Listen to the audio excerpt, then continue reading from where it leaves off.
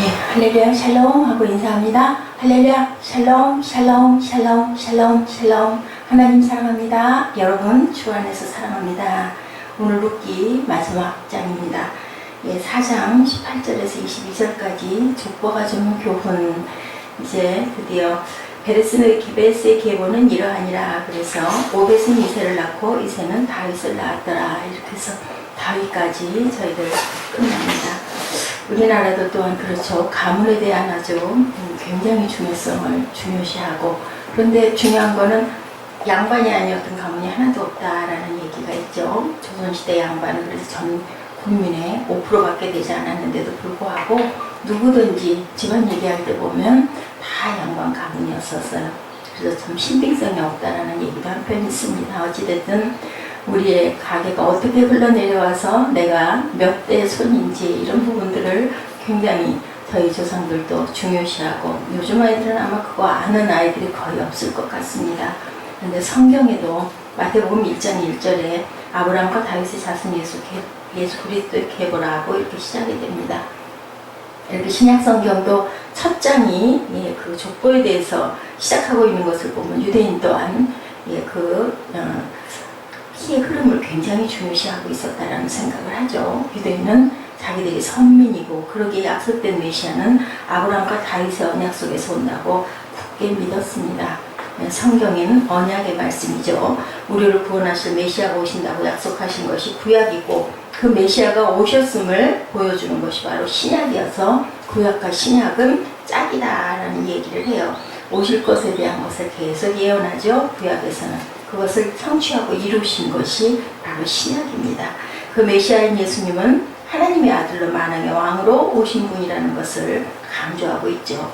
그래, 우리는 성경을 볼 때 우리를 구원하기 위해 이 땅에 오신 예수 그리스도가 구주 되심을 믿어야 되고, 그분이 우리를 어떻게 구원하셨는지를 깊이 생각하고, 그 언약적인 시각과 구속사적인 시각을 우리가 항상 살펴볼 줄 알아야 되는 것이 묵상이죠.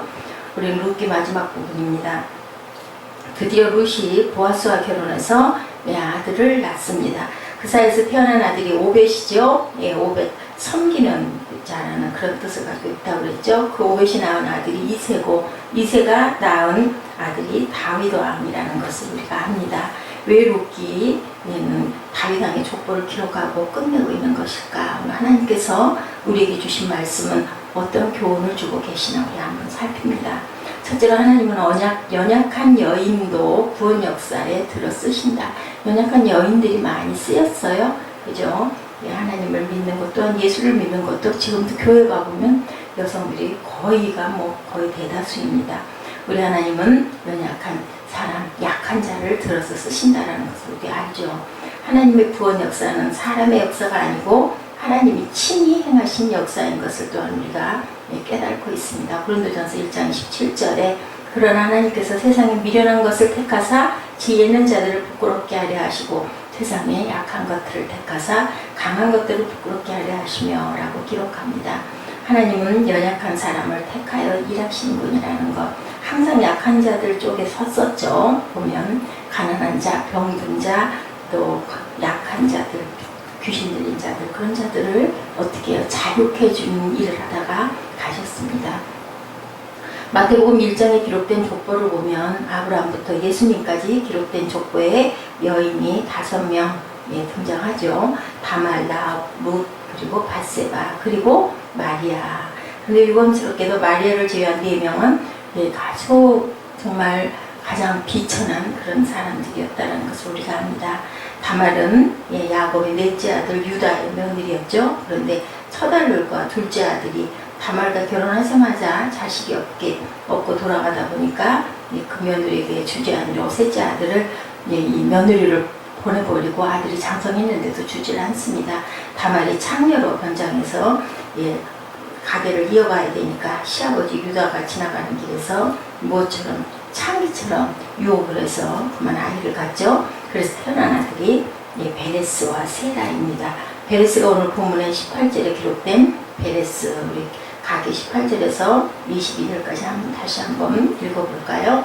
베레스의 계보는 이러하니라. 베레스는 헤스론을 낳고 헤스론은 람을 낳고 람은 아비나답을 낳고 암미나답은 나손을 낳았고 나손은 살몬을 낳았고 살몬은 보아스를 낳았고 보아스는 오벳을 낳았고 오벳은 이새를 낳고 이새는 다윗을 낳았더라. 이렇게 나오죠.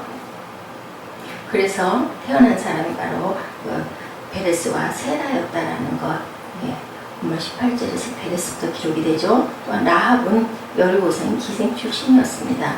그런데 그가 이스라엘 정탐꾼이 정탐하러 왔을 때 하나님을 믿고 있기 때문에 숨겨두죠. 그리고 우리 가족은 꼭 나중에라도 구원해줘야 된다, 구해줘야 된다. 그리고 창문에다가 붉은 끈을 매달고 그렇게 해서 표시를 해서 살아나는 일. 여리고성이 무너져 그 백성들이 전멸당할 때 살아남아 이스라엘 군인은 살몬과 결혼을 해서 가정을 이루었던 그러한 라합이죠. 그들 사이에 태어난 사람이 바로 보아스예요. 보아스, 오늘 주인공. 그러니 그 여인도 기생 출신이고 가나안 여인이기에 그다지 자랑스럽지 못한 배경을 갖고 있던 여인. 그리고 오늘 본문에 룻은 모압 족속 출신인 것을 우리가 압니다. 그러니까 전부 이방 여인들이었어요. 그 모압 족속이 누구냐? 아브라함의 조카 롯이 딸들과 함께 소돔성에 탈출해서 동굴로 들어갔을 때 딸들이 또 뒤를 이어야 되니까 아버지를 술 먹여놓고 차례차례 들어가서 낳은 아들들이죠. 그 모압 족속이 바로 그 모압입니다. 작은 딸 동치마에 낳은 그 암몬 아들이 암몬이죠. 그리고 지금도 그래서 이스라엘하고 계속 싸움을 일으키고 있는 그러한 그 주인공들이에요.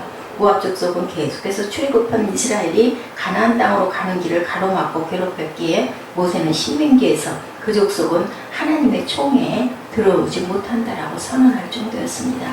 신명기 23장 3절이죠. 암몬 사람과 모압 사람은 야훼의 총에 들어오지 못하리니 그들에게 속한 자는 10대뿐 아니라 영원히 여호와의 총에 들어오지 못하리라. 이렇게 기록되어 있습니다. 그런데도 엘리멜렉이 모압 지방으로 이주해 갔다가 아들을 모압 여인 룻과 결혼을 시켜서 하나님의 백성이 되게 했던 거예요. 그러게 이 여인도 이방 여인이고 구원받지 못할 여자였는데 하나님의 은혜로 구원을 받고 밧세바도 그렇죠. 다윗의 부인이며 솔로몬의 어머니입니다. 그러나 그도 그리 좋은 배경이 아니죠. 그는 본래 다윗의 신하인 우리아 장군의 아들이었던 거 우리가 압니다. 다윗 왕이 그만 음욕이 발달해서 신하의 아내를 궁으로 데려와 취하죠. 그리고 우리아를 전쟁에서 의도적으로 죽여버립니다. 그래가지고 벌을 받는 걸 우리가 압니다. 그렇게 해서 태어난 아들이 바로 솔로몬이다. 하나님은 그들의 사건과 이름을 분명하게 밝히고 있다는 것을 우리가 압니다. 이유는 인간이 이렇게 죄인들이라는 거예요. 인간의 내면에는 일어나지 더러운 속성을 어쩔 수 없이 가지고 있지만 그럼에도 그것을 감추지 않고 들춰내는 것은 하나님의 은혜로 우리가 구원받았다는 것을 깨달아 알아라 라는 말씀이에요.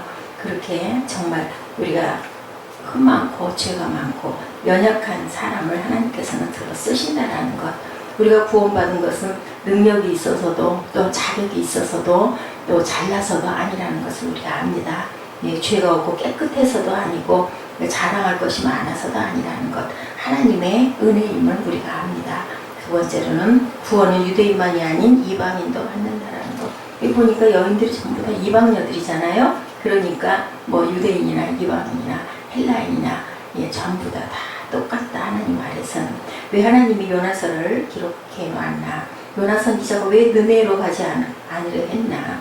니느웨가 자기들을 힘들게 했다라는 것, 그 수도였다라는 것. 그래서 가게 원수의 수도에 내가 가가지고 그들을 구원하려고 하나님의 말씀을 내가 외쳐서 그들을 살리고 싶지가 않다. 요나는 그렇게 고집을 부렸던 거죠. 그랬지만 결국은 끌려갑니다. 요나서 3장 3절 이하에 보면 요나가 야훼의 말씀대로 일어나서 니느웨로 가니라. 니느웨는 사흘 동안 걸을 만큼 하나님 앞에 큰 성읍이었더라. 요나가 그 성읍에 들어가 하루 동안 다 외치며 이르되 40일이 지나면 니느웨가 무너지리라 하였더니 니느웨 사람들이 하나님을 믿고 금식을 선포하고 높고 낮은 자를 망언하고 굵은 베옷을 입은지라. 그래서 그들 불쌍히 여기서 살려줘가지고 그 요나가 내가 죽고자 한다고 막 그러죠. 그래서 떼약볕이 쨍쨍 내려치니까 아주 괴로워 죽겠으니 하나님께서 살짝 머리 위에 방울풀을 가려지게 하니까 너무너무 좋아하는 것. 우리 인간이 이렇습니다. 하나님은 이 사건을 통해서 구원은 오직 하나님의 은혜로 된 것이다.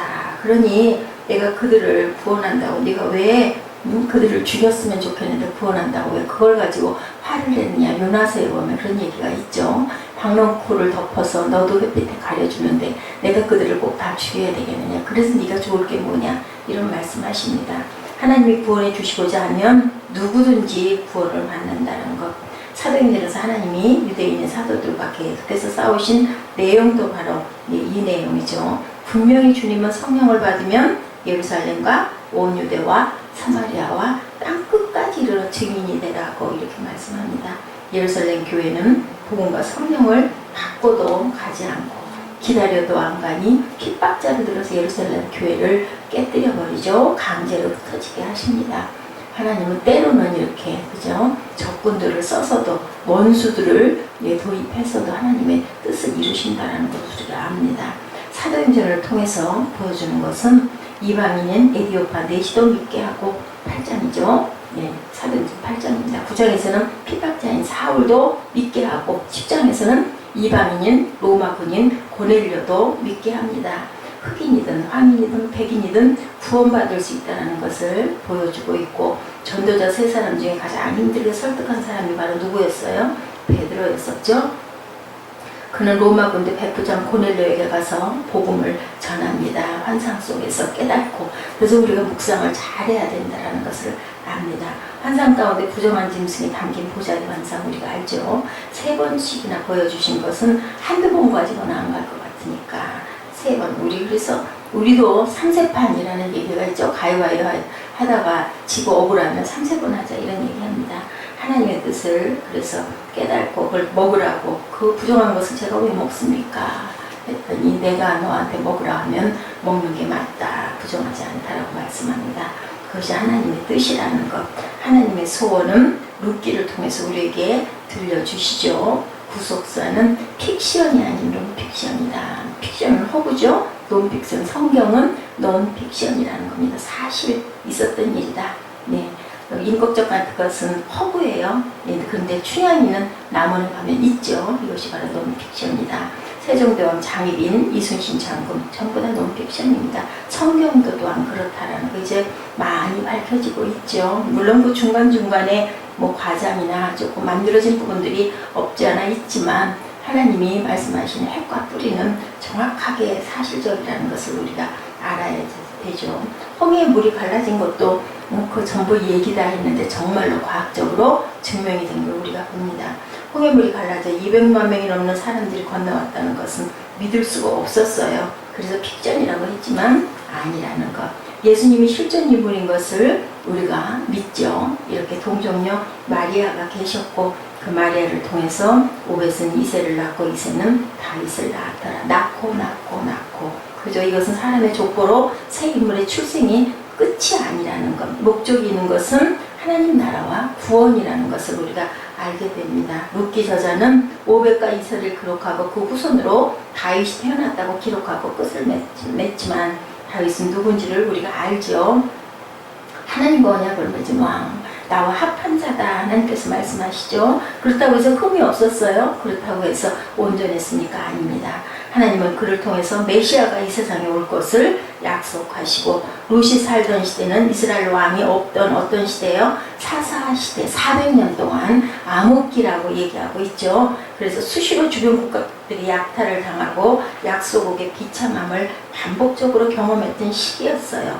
이스라엘 백성들은 그때마다 하나님께 부르짖고 응답으로 하나님께서 세우신 사사들을 통해 나라의 위기를 극복하고 평안하게 회복하게 하시기도 했던 그러한 시대였습니다. 그러기에 룻기 저자는 하나님께서 보아스라는 인물을 통해서 허물어져가는 가정을 회복하셨듯이 허물어져가는 이스라엘을 회복하시기 위해 다윗 왕을 세워 하나님의 나라를 회복하신다라는 그런 기이한 뜻을 갖고 있습니다. 성경은 픽션이 아니고 실제 역사다.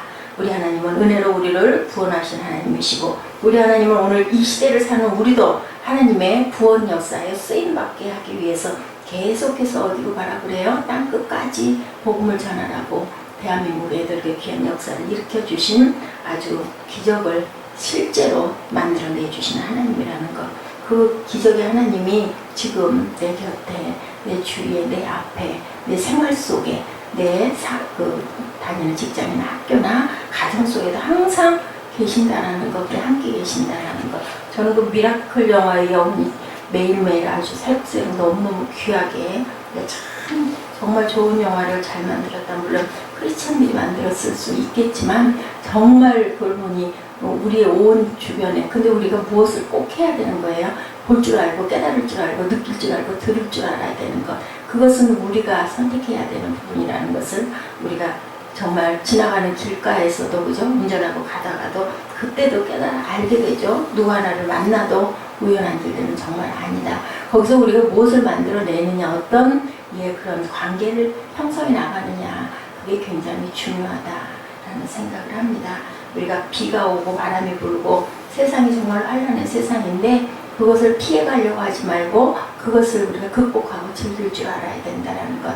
하나님께서 주신 세상이 평안하고 좋은 것만이 아니죠. 계곡도 있고 골짜기도 있고 높기도 하고 또한 때로는 구름도 있습니다. 또한 터널도 있습니다. 그런데 그곳에서 우리가 어떻게 무엇을 생각하며 어떻게 앞으로 나아갈 건지는 우리가 만들어 가야 된다는 것을 우리가 깨닫습니다. 오늘도 하루 귀한 하루 아름답게 그림 그리시는 저와 여러분 되시기를 주의 이름으로 축복합니다. 아멘.